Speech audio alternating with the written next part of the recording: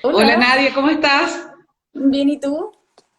Bien, oye, te doy las gracias por unirte a este live. Bueno, recordarle también a todos los que se están uniendo que como todos los miércoles y jueves hacemos este conversatorio de Lidera Mujer.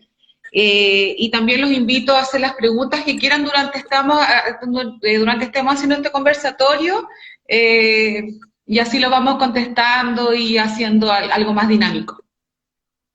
¿Te parece? Sí, me parece súper. Bueno, este conversatorio parte también por una necesidad de hablar sobre los derechos humanos, sobre el estallido social y también recordar que el estallido social muestra una estrecha vinculación que existe entre las demandas sociales y las garantías que están consagradas en varios derechos internacionales de los que Chile es parte y de lo que tú nos puedes hablar con mucho más profundidad también desde tu experiencia.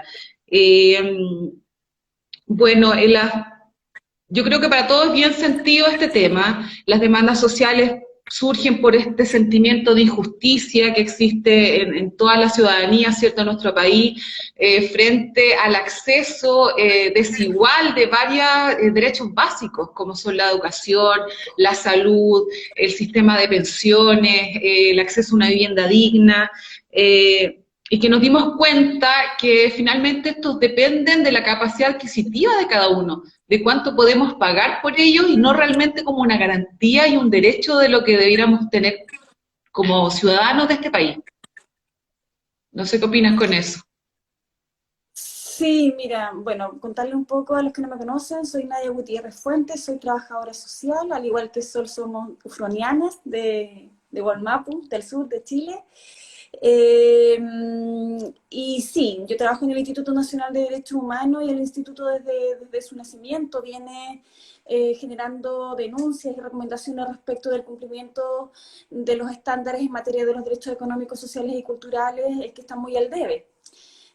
La ciudadanía, si bien en este último tiempo pudimos ver desde el 16, 17 de octubre, protestas que fueron bastante continuas, bastante permanentes en el tiempo.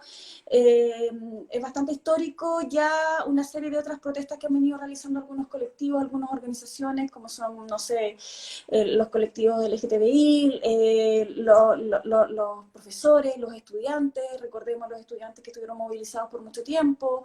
Entonces eso básicamente responde a la demanda de la ciudadanía por la garantía de los derechos, por la exigencia de los derechos, por concebirnos como sujetos de derechos, y que Chile está muy al debe respecto de los tratados internacionales que ha ratificado y de los cuales tiene obligaciones internacionales que está incumpliendo.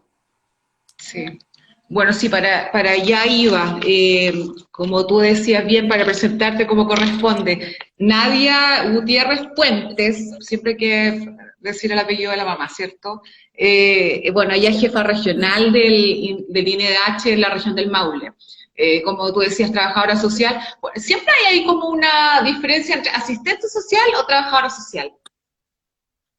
Yo me considero trabajadora social, siento que ese cambio de paradigma que hubo desde el asistencialismo a un ámbito mucho más de entendernos, de concebirnos como sujetos de derecho, de entendernos más desde el constructivismo, entonces yo siento que soy más trabajadora social que una asistente, una visitadora. Bueno, Y a esta sí. altura yo ya soy más de todo que de nada, porque en realidad aún he desarrollado distintos trabajos y siento que el trabajo social es una base para poder hacer el trabajo de todo, en realidad, así es que como un momento látum. Sí, bueno, para nosotros es súper interesante eso, contar contigo, con tu experiencia. Tú eres especialista en el sistema interamericano de derechos humanos, en políticas públicas, en el abordaje de la violencia hacia mujeres y niñas. ¿Lo dije bien? Sí. Sí, Sí. sí. Mira, he desarrollado distintos ámbitos de mi carrera. Básicamente he desarrollado el trabajo con organizaciones sociales, indígenas preferentemente, y desde hace un tiempo ya en el Instituto Nacional de Derechos Humanos trabajando en la promoción y la protección de los derechos humanos. desde el paraguas de un organismo que es estatal, pero que es autónomo, Claro. que es lo necesario para poder desarrollar una supervisión, una fiscalización del cumplimiento de los estándares en la materia. Así es que eso para mí también es bastante gratificante, porque si bien yo realizaba algo similar en mi primer trabajo, que era la Fundación Instituto Indígena, era desde un paraguas de la sociedad civil.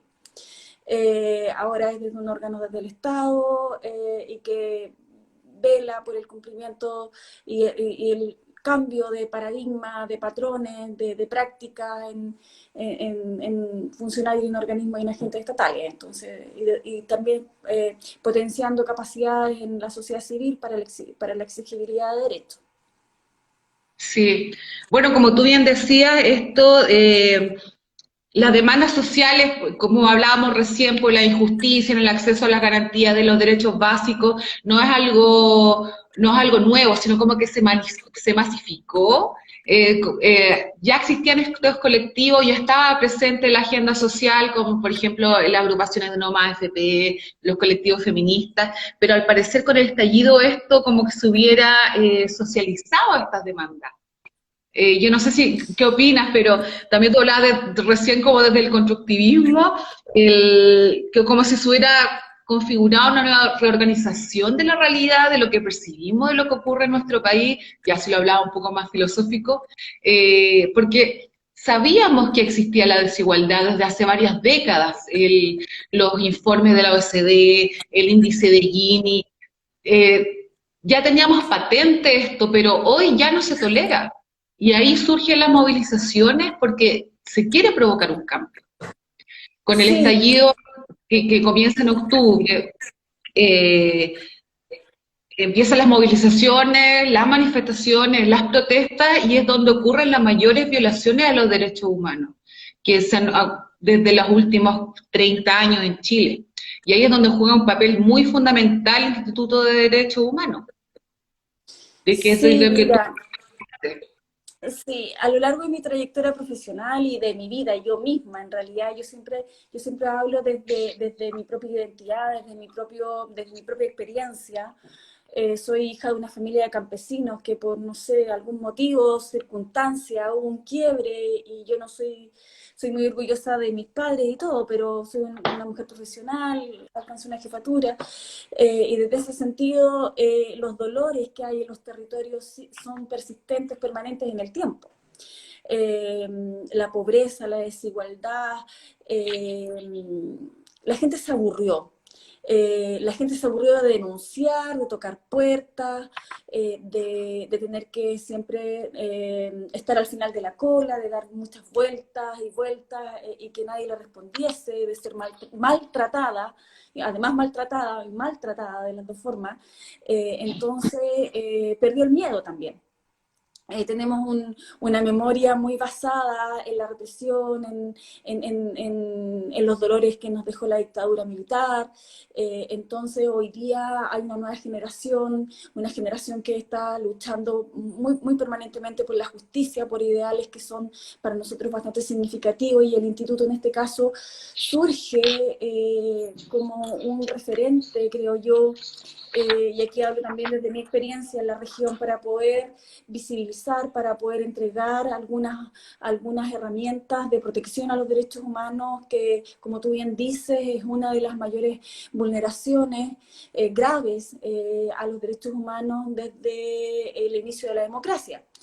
Y en ese sentido nos desplegamos en el territorio, especialmente en la capital regional, acá en el Maule, observando manifestaciones, observando la función policial, cómo se desarrollaba, observando también cómo se desarrollaba también algunas acciones en el ámbito de la salud, en los centros asistenciales, porque hubo personas heridas acá, al igual que en la región metropolitana, heridas con perdigones, con traumas oculares, con fracturas expuestas, personas golpeadas con pie, puño, lumas, de personas desnudadas, en comisarías.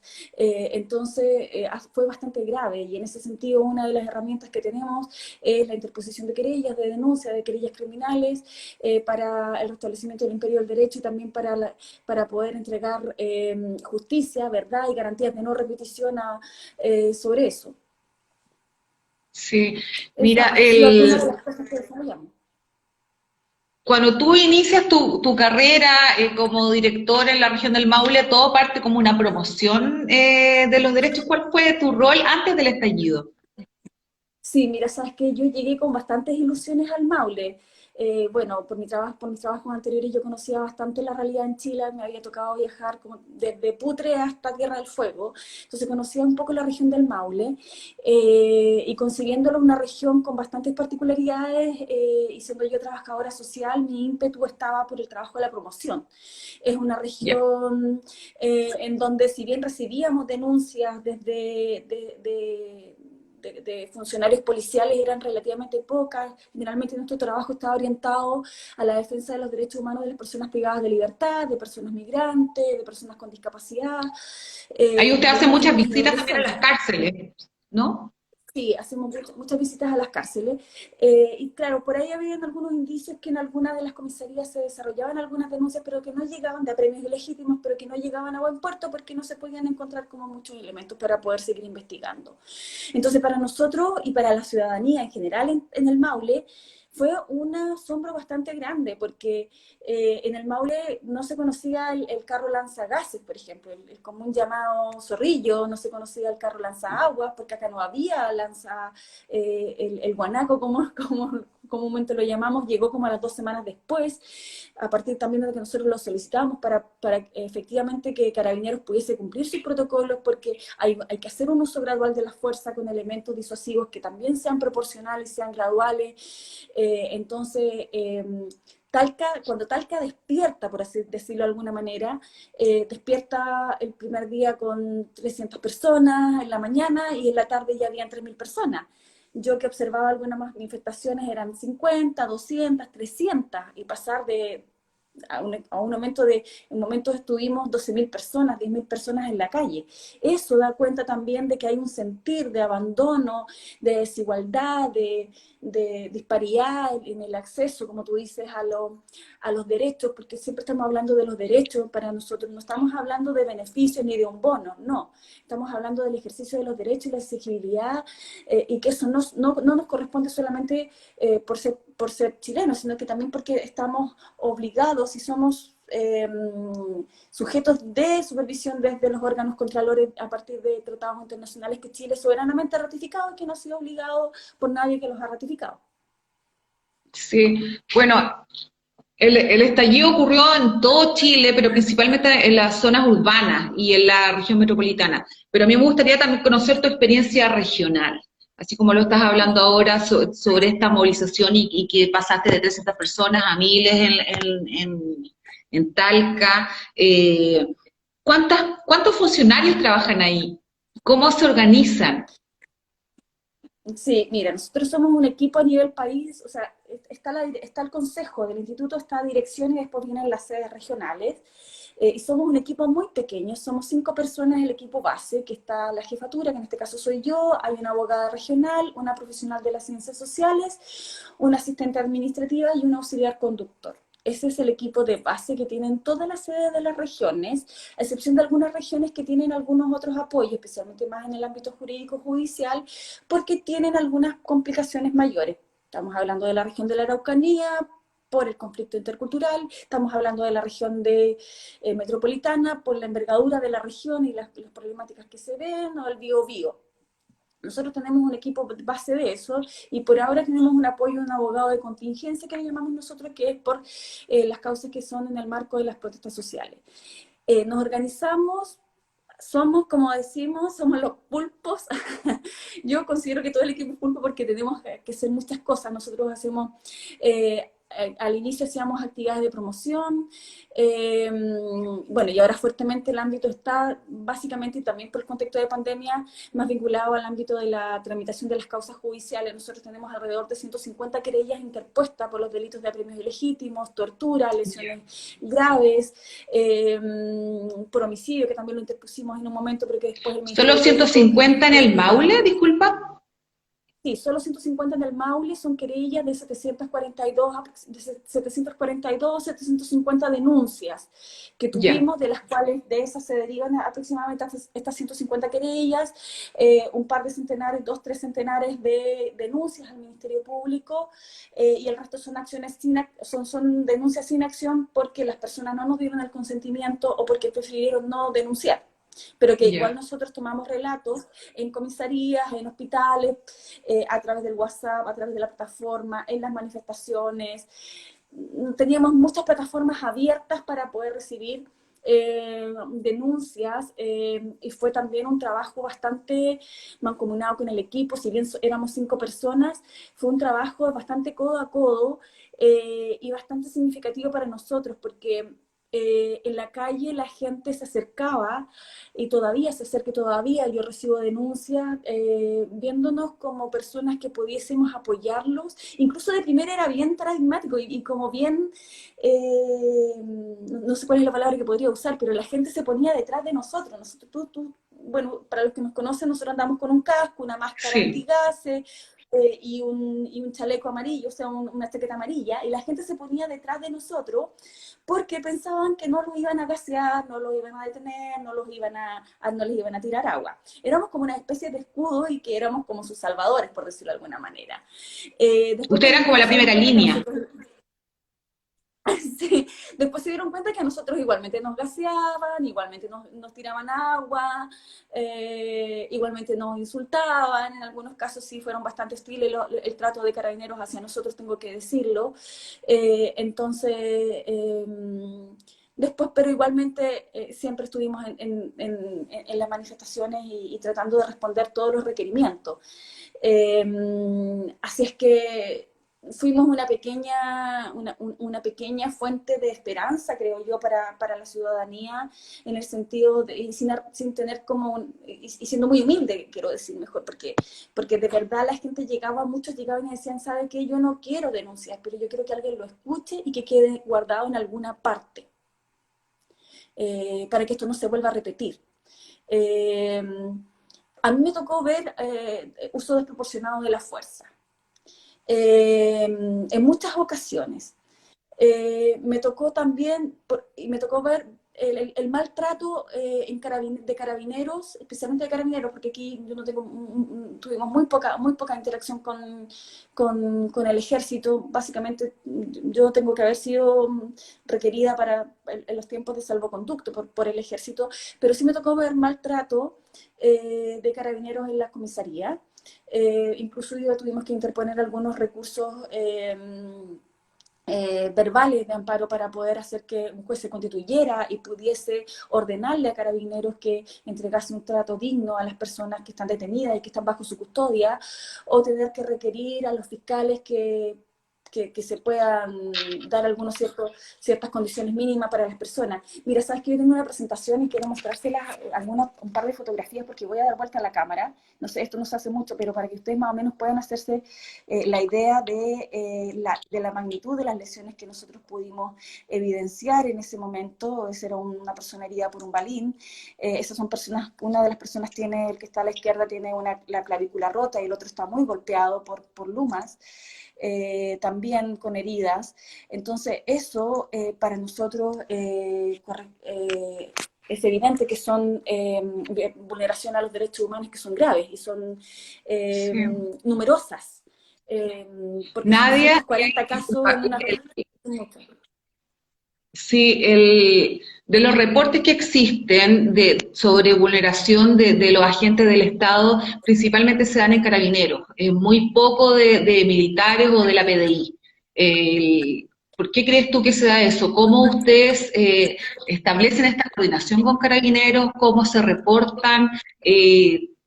hay alguna una coordinación del actuar? ¿Cómo lo hace el INH con Carabineros en este caso, que es, la policía más que presenta estos datos más graves? Duro, sí. Mira, bueno, nosotros estamos facultados legalmente para poder hacer observaciones en recintos donde hayan personas privadas de libertad y bajo custodia del Estado. Eso es una de las cosas. Y en ese marco de facultades nosotros podemos ingresar a vehículos policiales, podemos ingresar a unidades policiales, a unidades penales, a lugares donde hayan niños que están bajo custodia del Estado, recintos psiquiátricos donde hayan personas que están también hospedadas ahí. Entonces, en ese marco nosotros podemos acceder a los lugares, a los calabozos, a otros, sin previa coordinación. Nosotros llegamos y hacemos Ya, la visita inspectiva. Eso siempre es así. Y ya hay varios dictámenes de la Contraloría General de la República, en donde se nos dice que nosotros hace una semana y media, 2 semanas, salió uno de la Contraloría General de la República dirigido a la Gendarmería, que tiene que facilitarnos el trabajo con cámaras fotográficas, cámaras de video y todos los elementos tecnológicos necesarios para que nosotros podamos hacer nuestro trabajo. Entonces, esa es una de las formas que nosotros podemos entrar a las comisarías y recoger relatos.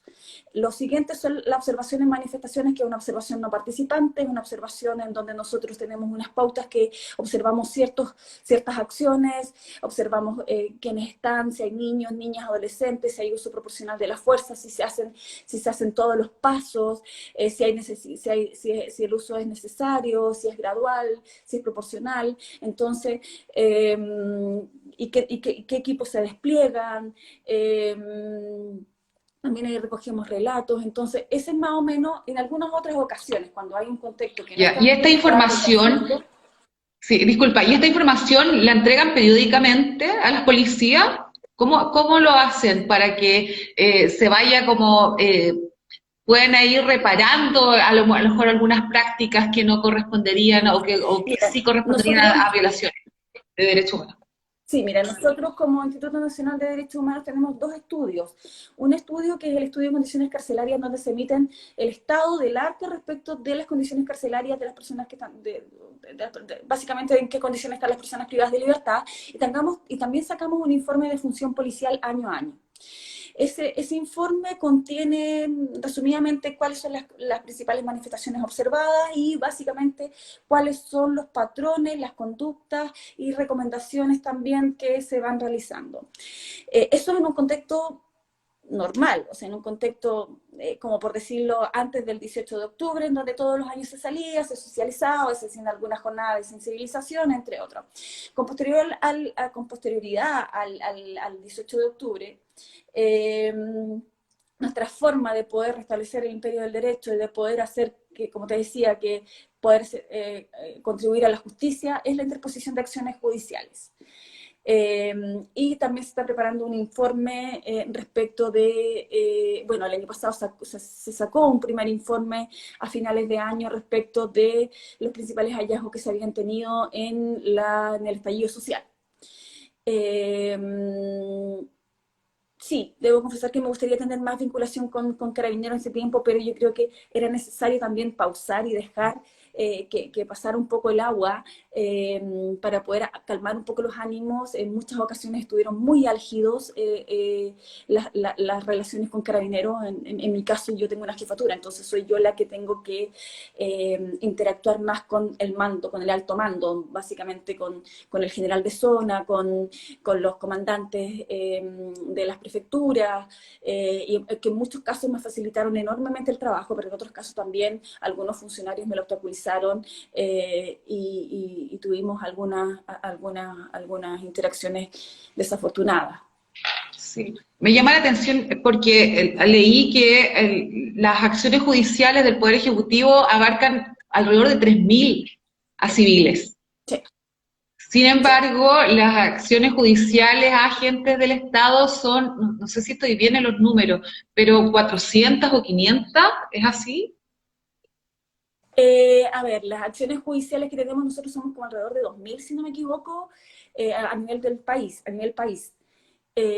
Por ejemplo, la metropolitana tiene, pucha, 1000, acaso no más, pero tiene 5.000 denuncias.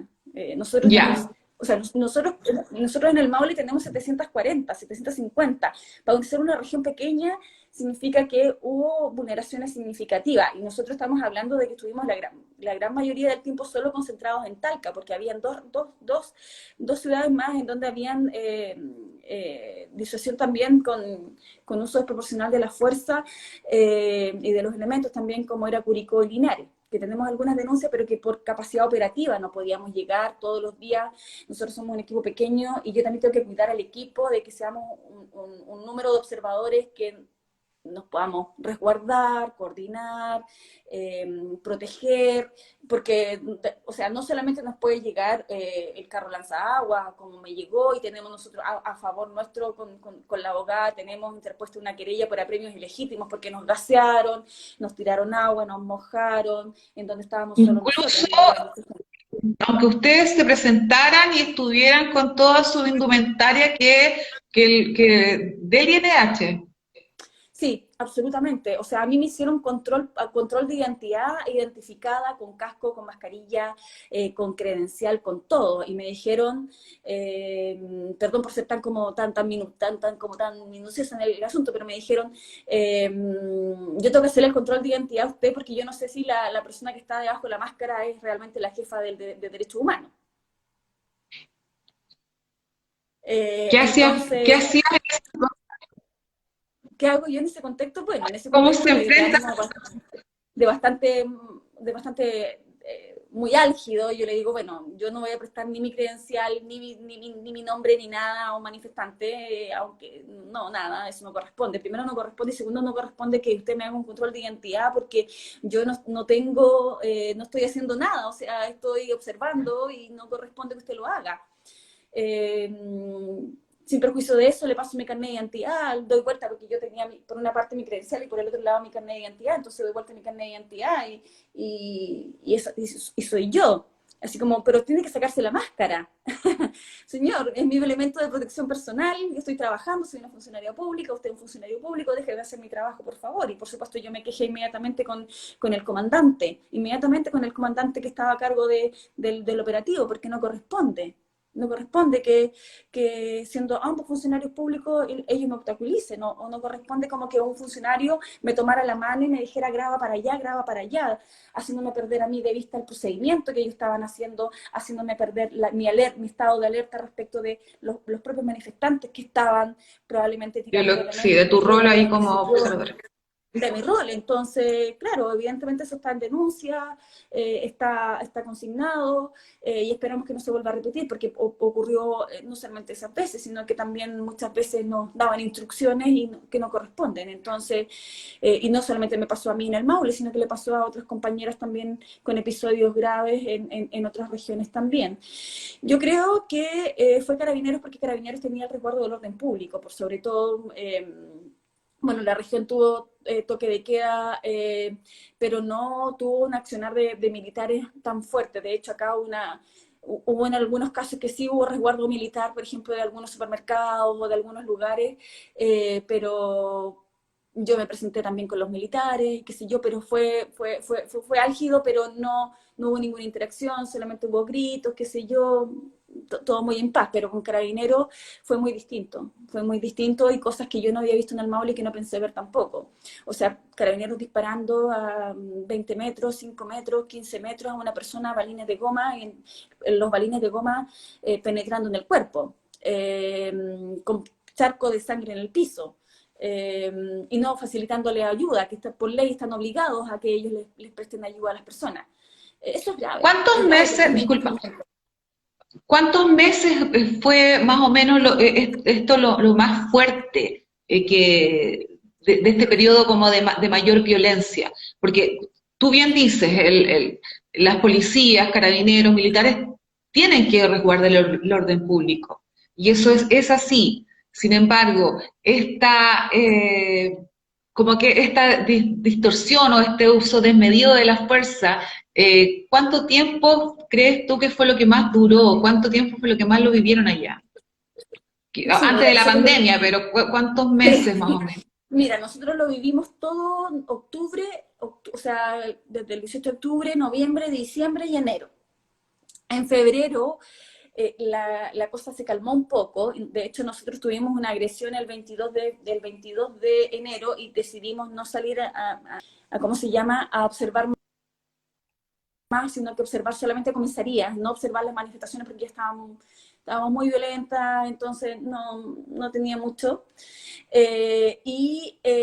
Volvió en marzo, y en marzo volvieron las manifestaciones, bueno, tú sabes, con el Día de la Mujer, los días previos al Día de la Mujer, después con posterioridad también el Día de la Mujer, y después se siguieron y vino la pandemia. Entonces con eso después del 16 de octubre se calmó un poco, pero los primeros meses fueron todos los días, y todos los días, cuando te hablo todos los días, estar a las 2, las 3, las 4 de la mañana en la comisaría. Ni siquiera, además, acá decidieron poner a los niños, niñas y adolescentes y a las mujeres en una comisaría, en un sector altamente riesgoso para ellos y para nosotros, para todos en realidad, donde ahí se enfrentaban los carabineros a balazo con una población. Nosotros tuvimos que pedirle al general de zona que cambiara a las mujeres y a los niños a otro recinto policial para que pudiesen, no nosotros, o sea, también nosotros, pero principalmente para darle seguridad a las personas que estaban siendo detenidas y que eran menores de edad. Y de hecho, en esa comisaría tuvimos menores de edad, mujeres que fueron desnudadas. Entonces fue grave, fue grave. Y también en las otras comisarías también hubo muchos desnudamientos y también torturas. Entonces, o sea, los desnudamientos constituyen tortura siendo niños siempre, siempre.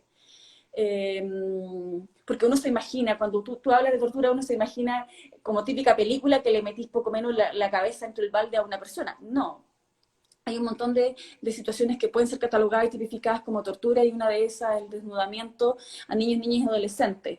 Amenazas graves, reiteradas, golpes. eh, entonces eso es muy grave. Bueno, esto nosotros ya lo veíamos y nos indignaba también en nuestro país, pero salió fuera. Tú te vinculas y tienes muchas referencias desde fuera con los otros países de la región. ¿Cómo nos ven? Chile era un país muy tranquilo, donde se supone que éramos como dentro como de lo más pacífico de los países, y de pronto ocurre esto. Mira, si te logré entender bien cómo me vinculo o sea, que me vinculo con otros organismos y con otras personas también de otros países. ¿Sabes qué? Lo que le pasó a la gente, yo justo estaba cursando una especialización en el sistema interamericano de derechos humanos, y fui en diciembre, fui a Estados Unidos, o sea, perdón, en septiembre fui a Washington a la Comisión Interamericana de Derechos Humanos, y en febrero fui al Instituto de Políticas Públicas del Mercosur.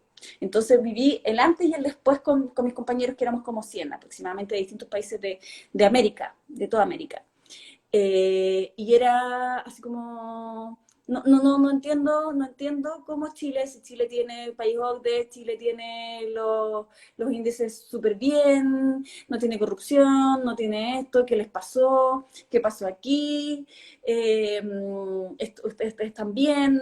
Entonces era como de verdad muy llamativo para el resto de la comunidad regional me refiero de región de América, el cómo se estaba presentando la situación y el cómo Chile estaba empezando a mostrarse lo que estaba pasando debajo de la alfombra, por decirlo de alguna manera.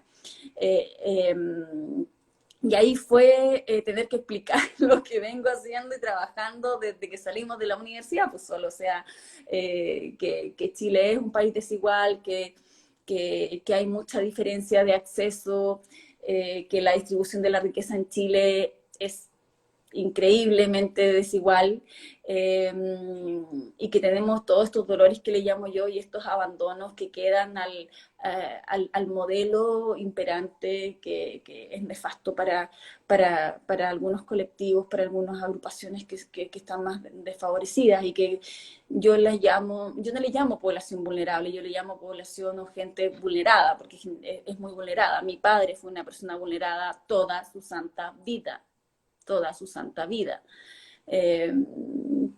Con Lino, Entonces a mí no me cuentan el cuento. Yo no nací en cuna de oro y tampoco estoy en cuna de oro ahora, pero sí tengo muchos privilegios, me reconozco como una mujer llena de privilegios hoy día, desde los aros que uso hasta el lugar donde vivo.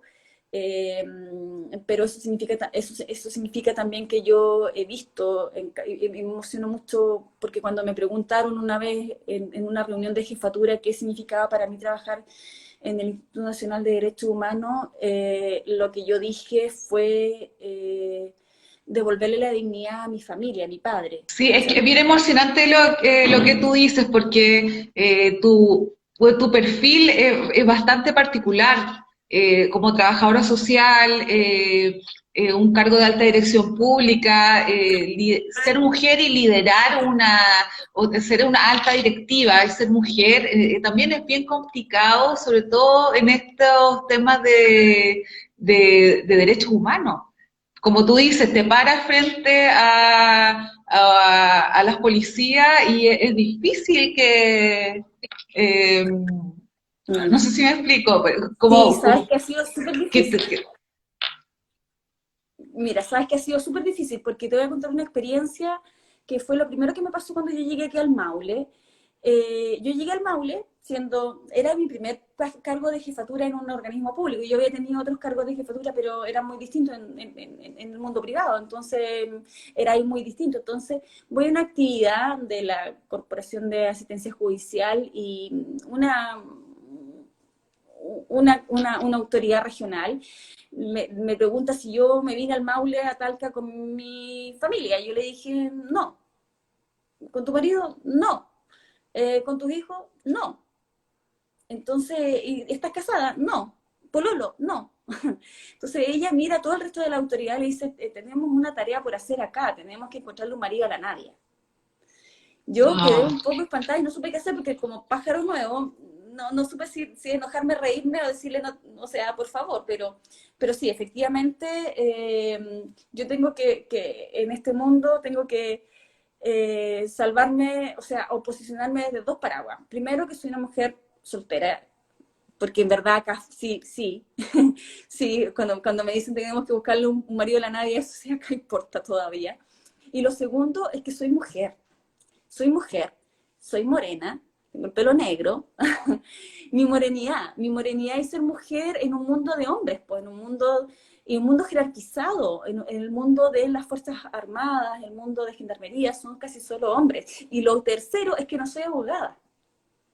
Y tengo una jefatura en un organismo de derechos humanos. Entonces, esas tres grandes cosas son una serie de elementos con los cuales uno tiene que constantemente... Yo entro a las unidades penales y me dicen, va entrando la señorita abogada. Yo ya no digo que no soy abogada porque ya, ¿para qué me voy a poner a alegar y decirle, no, soy te trabajadora social, cansaste. soy la jefa regional? Yo ya me cansé de eso y yo digo, entro como jefatura nomás a esta altura del partido, y si me quiere decir nadie, dígame nadie, yo voy a entrar igual, con paraguas, sin paraguas, me da lo mismo. Así es que opté por tener mi gran paraguas, y mi gran paraguas es ser Nadia, tener la jefatura regional, y listo, y se acabó. Y eso sería, yo creo que es todo un desafío para nosotras las mujeres, como tú dices, ocupar cargos de alta dirección pública, porque hay brechas significativas, y no solamente hay brechas de acceso, sino que también hay brechas de acá, de la cabeza. O sea, la pregunta que te hicieron Entonces, eso jamás se la habrían hecho un hombre. no, absolutamente no, pues no se la habrían hecho. Y tampoco, y lo peor fue que fue desde una mujer que me dijo que me buscaran pololo o pareja. Entonces, eso yo creo que fue mi bienvenida acá al Maule, y donde para mí, o sea, no es que me haya marcado ni nada, pero significa también cómo te conciben, cuál es el rol que te asignan desde un Estos estereotipo. estereotipos. Mm. Eh, entonces ha sido difícil. El equipo de acá en un momento éramos solo mujeres, 5 mujeres. Después llegó un hombre. Pero sí, el equipo técnico somos solo mujeres. Entonces cuando íbamos a reunir íbamos 3, 4 mujeres en una mesa llena de hombres. ¿Cómo Fue difícil. decantan, cómo realizan este trabajo de autocuidado con el trabajo tan difícil que ustedes realizan? ¿Cómo Mira, sabes hacen que es la súper difícil. catarsis? Sí, mira, es súper difícil porque igual somos todas bastante autoexigentes y bien comprometidas. Primero que tengo que decir con eso, no es porque sea yo, pero de verdad que siento que somos todas muy comprometidas y bastante exigentes en lo que hacemos. Sabes que utilizamos distintas, yo por lo menos en lo personal uso distintas cosas, desde que ahora me acabo de sacar las cositas en las orejas de la auriculoterapia, paso por acupuntura, paso por psiquiatra, paso por masaje, me voy a la montaña, hago ejercicio, invierto lo que el instituto me hace de desgaste emocional. Como equipo tenemos reuniones semanales para ir revisando y nos articulando, y también tenemos bastantes instancias como que fue mucho lo que, fue lo que usamos en la época del estallido social, era que conversábamos más o menos al otro día, conversábamos harto de lo que pasábamos y también sacábamos algunas cosas con humor. No sé, por ejemplo, también tuvimos terapia de la risa, que eso nos soltó mucho, porque tuvimos mucho Ah, tiempo mira, cuéntanos, en que no... ¿cómo fue eso? Sí, mira, sabes que acá hay un embajador de la paz, que es Claudio Ortega, no sé si algunos lo conocen por ahí, y él nos hizo una sesión gratuita de terapia de la risa, en donde fue liberarnos de mucha tensión, muchas emociones, y nos soltó mucho, porque llevábamos como un mes casi sin dormir, con mucha presión, mucha tensión, sin reírnos, sin mirarnos, solamente haciendo. Y él nos llegó, nos hizo mirarnos, nos hizo reírnos, nos hizo llorar, nos hizo hacer de todo, como equipo completo, y fue muy gratificante, se lo recomiendo. De hecho andábamos ja, mucho rato después, porque nos mirábamos y nos decíamos ja, como estábamos como empezando como a colapsar y nos soltábamos y nos evocábamos todo eso. Así es que fue como, pero sí, sí, yo creo que estamos bastante al debe, y uno de los desafíos para para la institucionalidad pública, creo yo, aquí no es solo el instituto, yo creo que es la inversión o la asignación presupuestaria en autocuidado. Nosotros por lo menos trabajamos en temas que son delicados todos los días, o sea, todos los días yo no voy a la oficina pensando en que va a llegar alguien diciéndome que nació un cordero nuevo que está feliz, o sea, no. Todos los días tenemos que trabajar con dolores. Eh, Y un trabajo sin yo, horario. ¿Cómo? Y es un trabajo sin horario, además. Tú Sí, no entras además sin a las horario. 8 de la mañana y te vas a las 5 de la tarde y te olvidaste. Esto puede No, ser no, en no, no, cualquier no, no. momento, En cualquier momento. Y no 24/7. solamente eso, sino que también sí, por ejemplo, a mí me toca trabajar con las víctimas de prisión política y tortura de la dictadura militar, que yo tengo que entregarles las carpetas Ballet, las copias de las carpetas Ballet. Y yo siempre me presento y ellos se genera como yo las entrego de una por una, nunca las entrego todas juntas, entonces les doy el espacio, qué sé yo, y en eso la gente, muchos se sienten como acogidos, casi la gran mayoría, y me cuentan todo su relato de tortura, por ejemplo. Ahí nosotros creamos un espacio en la oficina, que es nuestra sala de autocuidado, que a veces lo usamos, a veces no lo usamos, pero yo he tenido muchas veces que irme a ese espacio y entre uno y otro, irme y llorar, por ejemplo. Y decir, no puedo más. Decirme, eso es parte de mi autocuidado. Decir, no puedo más, Carmen Gloria, dame 5 minutos y hazme pasar a la otra persona en 5 minutos más. Porque no me superó el relato. No puedo. Entonces, Sí, también ser honesta con las si bien propias limitaciones emocionales. sí, nosotros hemos conversado que para el trabajo que hacemos, es una oportunidad y es una ventaja el tener esa emocionalidad y el poder conectarnos con el otro y qué sé yo, porque no perdemos la capacidad de asombro, no nos deshumanizamos, pero también es un desgaste bastante significativo para nosotros como personas, como funcionarios, como trabajadores, que Sí. después tenemos que salir de eso y meternos a otro tema y a otro tema. Yo en un día puedo ver 6, 7 temas distintos. Veo medio ambiente, veo tortura, veo promoción de, no sé, de derechos migrantes, veo refugio, y qué sé yo. El Pero país eso que dijiste recién también es una fortaleza de tu formación profesional. Bueno, yo también soy asistente social, pero no perder la capacidad de asombro es algo que muchos nos decían en la escuela. Sí, sí, yo creo que es básicamente lo que nos mantiene los pies muy sobre la tierra de poder hacer, de cumplir el mandato institucional. Y ese mandato institucional es proteger la dignidad de las personas. Yo, por ejemplo, cuando voy a una cárcel, que voy ahora menos, pero antes iba semanalmente a una o dos veces a las 11 cárceles que hay acá en la región, yo vuelvo de la cárcel y vuelvo y quedo 2 a 3 días sin energía porque estar dentro de una cárcel te roba toda la energía que tú tienes de la semana completita. Y si fuiste el lunes, andáis para el gato toda la semana. Es el lugar donde yo veo que hay menos dignidad y menos humanidad en la vida, o sea, por lejos, o sea, yo he estado en casas con tierra, con piso de tierra, donde la gente come agüita con aceite y pan, pero aún así hay más dignidad que en una cárcel. Es súper complejo. Y yo vuelvo y digo, yo el día que entre a una cárcel y no se me pare un pelo, es porque tengo que renunciar a este trabajo, porque en verdad no, uno no puede no asombrarse y uno no puede no sufrir estando adentro, no puede no Sí, conmoverse, no puede ser indolente.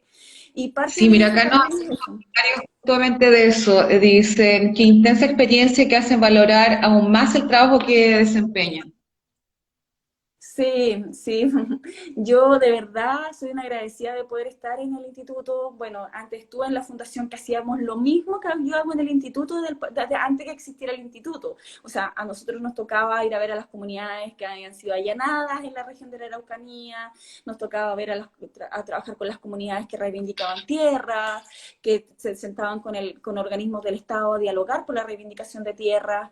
Entonces, más o menos bastante similar. O sea, a mí me tocó ir a levantar un cuerpo de uno de los muertos de las comunidades en Ercilla, por ejemplo.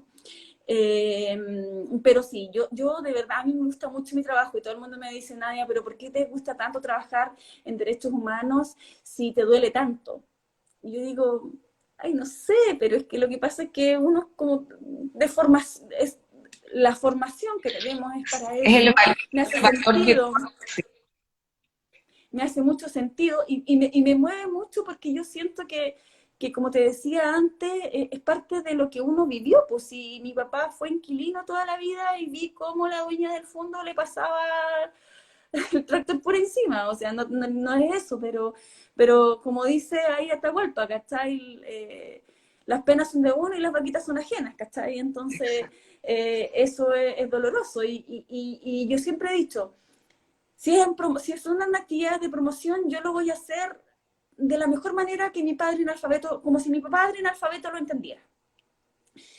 Y si en temas jurídicos, lo mismo. O sea, ese es mi norte para mí. Mi papá, un ser analfabeto, campesino, montañés, que vive solo, que se sacó toda la mugrienta trabajando para darnos educación. Así son muchos de los otros chilenos y que muchos son vulnerados. Y lo peor es que muchos de esas personas que son vulneradas por personas, no estamos hablando de que son vulneradas por personas no sé si queremos decir desde que tienen mayores recursos económicos. No, son vulneradas por personas que son bastante similares a nosotros.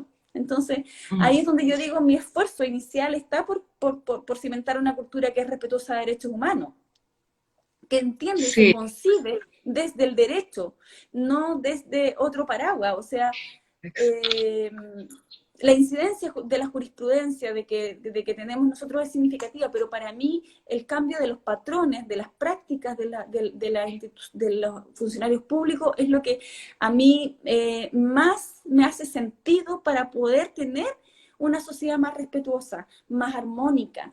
Y eso es un trabajo que se va formando día tras día. Nosotros, antes del estallido social, teníamos, por ejemplo, un proceso de formación con niñas pequeñitas de una escuela que eran monitoras, eran encargadas de convivencia escolar. Y estaban formando en derechos humanos para poder ayudar a hacer exigibles los derechos humanos de sus restos de sus compañeritas. Entonces, eso es para mí eh, el entendernos, humanizarnos y entendernos que solo por el hecho de ser personas tenemos todos los mismos derechos. No tenemos más ni menos, los mismos, todos iguales, porque eso es. Claro, cuando hay circunstancias eh, que son distintas, diferenciadoras, por ejemplo, se necesita igual protección de la ley, igualdad ante la ley, pero ajustar y flexibilizarlo en virtud de esas circunstancias. Pero Sí, no por un mero capricho o no por un mero, o la arbitrariedad, ¿me entiendes? claro. Y esas diferencias son significativas para grupos que han sido vulnerados constantemente. Sí, de lo que tú nos relatas, creo que ha resignificado tu historia de vida y además con tu trabajo creas valor público, que para las profesionales de las ciencias sociales es fundamental para, para aportar y para seguir trabajando de verdad con un sentido de aporte a la sociedad. Yo creo Sí. que lo más importante de esto de generar valor público. Mira, acá hay una pregunta que dice que si desde tu experiencia, ¿dónde poner los esfuerzos o el foco para avanzar en el conflicto de la Araucanía? Mira qué interesante. Sí, wow, a mí la Araucanía me mueve mucho. Yo Y soy de la compleja Araucanía, pregunta. sí, yo soy de la Araucanía, tengo mi corazón en la montaña. Bueno, los que me conocen ya, yo rayo con la cuestión, pero Y yo tiene mucha creo, experiencia así sí, mira, en los yo soy una sistemas. convencida de que, sí, yo soy una convencida de que hay que hacer una apuesta por el diálogo político, por escucharnos, por vernos, pero sobre todo por reconocernos y entendernos y concebirnos como morenos, todos. Y ahí para mí cobra mucha significancia, es lo que hago yo desde mi trabajo, que es el principio de la igualdad y la no discriminación. O sea, somos todos iguales. Y con esto no estoy diciendo que los mapuches son iguales a los chilenos, que los huincas, que no sé qué. No. O sea, merecemos todo el mismo trato, la misma dignidad. En ese sentido, yo creo que hay dolores que son muy profundos, muy, muy, muy, muy profundos. Yo creo que faltan avanzar en gestos. Ayer escuchaba a uno de los dirigentes indígenas y decía, ¿ustedes se han puesto a pensar cuánto es el porcentaje de población indígena que hay en Chile? ¿10, 12, 15%? ¿Tú sabes cuál es el porcentaje del presupuesto nacional que se asigna a trabajar temas que tengan que ver con la promoción y la protección de todos los derechos indígenas?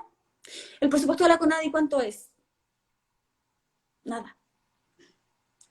Entonces, si uno se quiere concebir como un país multicultural, pluricultural, plurinacional, o sea, yo creo que primero la plurinacionalidad está, o sea, tiene que ser así per se. Sí. Y hay señales que yo creo que hoy día no se han dado y que lo que se perpetúa es un statu quo que es muy dolorosa. Hay estereotipos que también, o sea, la discriminación es patente, es muy patente todavía. Entonces, mientras queramos seguir haciendo que los mapuches, que los aymara, que los rapanui sean interculturales y nosotros no ser interculturales, que la sociedad chilena no sea intercultural, que tengamos un 10% de población indígena mapuche y que nadie sepa una letra de mapudungún, es grave, es grave. O sea, sabemos más inglés que mapudungún. Y eso es grave. Entonces, yo creo que hay gestos que no se han dado y que no nos concebimos como morenos. No nos concebimos como morenos primero que todo. Y lo segundo, insisto, es poder tener esta conversación y estos diálogos, especialmente en el conflicto de la Araucanía. Hay una tradición oral del conversar. Entonces, el ¿Cuál es el planifique cómo se vive la desafío? Araucanía. El ¿Cuál es el desafío, desafío para la educación pública en este sentido? yo creo que el desafío pasa por primero, o sea, si vamos a lo legal, primero pasa por tener un estándar mínimo que se ajuste a derecho de lo que ya Chile tiene ratificado. Y aunque no es lo mejor, es el convenio no 69, por ejemplo. Estamos hablando de algo súper básico, es decir, para todos los proyectos, por ejemplo, productivos, para todas las cosas que se quieren hacer en un territorio, no solamente productivo, sino que infraestructura, qué sé yo, preguntémosle a la población y vamos más allá del estándar. El consentimiento libre, previo e informado, la consulta, qué sé yo, la participación de los pueblos indígenas en las utilidades, las ganancias, los beneficios, qué sé yo. Esto hoy día no es tema de conversación todavía, y es una lástima. O sea, todavía Chile no sabe lo que le dolió a Alto Biobío que le inundaron un cementerio. Mm. pero le duele cuando le saquean una iglesia. Sí, el tema del cementerio en el Alto Biobío es bastante impactante. Si tú te pones en el Es lugar, súper o sea, ¿qué impactante. sentirías tú si tu padre, si tu hermano está ahí, en una represa, y no puedes ir a visitarlo nunca más, no puedes, lo trabajamos alguna vez en un proyecto de la universidad. Si uno empatiza, se pone en el Es lugar, doloroso. de verdad que es indignante que hayan ocurrido ese tipo de situaciones, donde no se Y eso ocurrió en respetan, democracia. además en Ocurrió democracia. en Sí. democracia, y no Oye, solamente ¿sabes eso, que se y nos no está acabando solamente eso, el sino tiempo? Ha que pasado volando, como 2 minutos. Y hay una última pregunta que dice, ¿cuál sería una señal de que este gobierno o este gobierno de turno está respetando los derechos humanos? chuta, una señal súper clara, creo yo, que es la señal básica del gobierno para... O sea, yo creo, o sea, yo puedo decir desde Bien que le breve, porque nos aumenten el queda un presupuesto, minuto. sí, yo desde que nos aumenten el presupuesto como Instituto Nacional de Derechos Humanos, hasta que, por ejemplo, la educación en Chile tenga como eje transversal el enfoque de derechos humanos. O sea, obvio, absolutamente, creo yo que son como señales básicas de decir, sí, estamos respetando, estamos formando una cultura respetuosa de los derechos humanos. O sea, hoy día el Ministerio de Justicia y Derechos Humanos, un organismo ausente. La Subsecretaría de la Niñez es un organismo ausente. Entonces, yo creo que ahí es donde tenemos que poner Sí. grandes esfuerzos para prevenir las vulneraciones de derechos humanos, porque Nadie ya no se nos nos ha sirve. acabado el tiempo, parece que vamos a tener que hacer una versión 2, porque de verdad que el tema está muy interesante y hay muchas preguntas. Y quiero agradecerte por haber aceptado esta invitación de Lidera Mujer, tu experiencia de verdad que es impactante. Conocer esto de primera fuente no se da todos los días. No, gracias a ustedes y pucha, perdón por lo dispersa, pero a mí el tema me apasiona un montón, me gusta mucho y siento que nos queda un mundo por hacer, que hemos avanzado muy poco en garantías, especialmente en garantías de no repetición de vulneraciones de derechos humanos y por ahí está el desafío, creo yo, también. Así es que ánimo y bienvenidos todos los que se quieran sumar a una causa desde distintas frentes. Bueno, ese es el desafío para todos en esta construir una mejor sociedad. Que nos importe Exactamente. lo que Eso, ocurre, como y decías tú, eso más allá de que, nuestros propios privilegios, que nos importa que todos puedan acceder exactamente. a lo mejor. Y ¿Mm? eso pasa por por mirarse las propias prácticas de uno, que son microprácticas, como los micromachismos que lo andamos mirando en todos Sí, lados hoy día, microprácticas de uno en cómo se concilia sí. con los otros. Muchas gracias, Nadia, de verdad. Besos Y grandes, harto un ánimo beso grande. para todo Bueno, el que está por delante de este 2020 que es tan raro y tan difícil para todos. sí, ha sido difícil pero desafiante y Y bueno, esperanzador este también. conversatorio va a quedar grabado por si lo quieren ver nuevamente en todas las plataformas de Lidera, así Ya pues, que los invito ahí para que lo puedan revisar nuevamente. ya pues, un beso grande, que estén muy bien, Que estés cuídense. muy bien, gracias por tu tiempo. Ya, chao, chao. Chao.